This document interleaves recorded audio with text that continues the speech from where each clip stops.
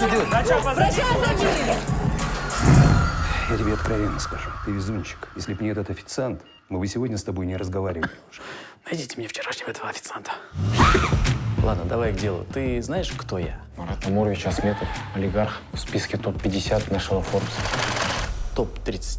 Видимо, еще не обновили. В общем так, сколько тебе заплатить за твой вчерашний подвиг? Можно другую просьбу? Научите меня жить. Научите жить, говоришь?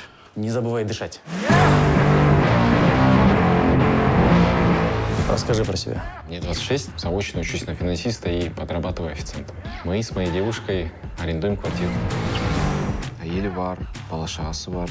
Бәрі бар, бірақ особо бақытты емес сияқты. Слушай, ты еще будешь учить меня, как жить, блин? Пусть этот гондон зайдет. Добрый день, шеф. Вызывали? А вам не кажется, что вы с Жаном слишком жестко А поговорили? ему нравится жестко. Вы живете в своем мирке. Вы не хотите видеть, что творится вокруг. С чего начнем? С чего хочешь, с того и начнем. Вы не помогаете нуждающимся. Вам лишь бы своровать и спрятать эти наворованные ваши деньги. Тихо. Ладно, ваше здоровье.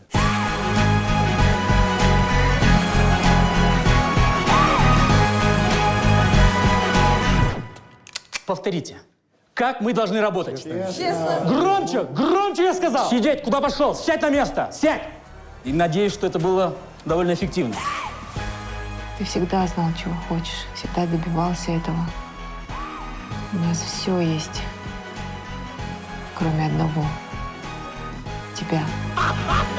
Чтобы я тебя не видел больше. Псих какой-то. Бірақ біз богатый болмасақ та бақыттымыз, иә? Бірақ богатый бақытты болсақ, одан да күшті емес пе?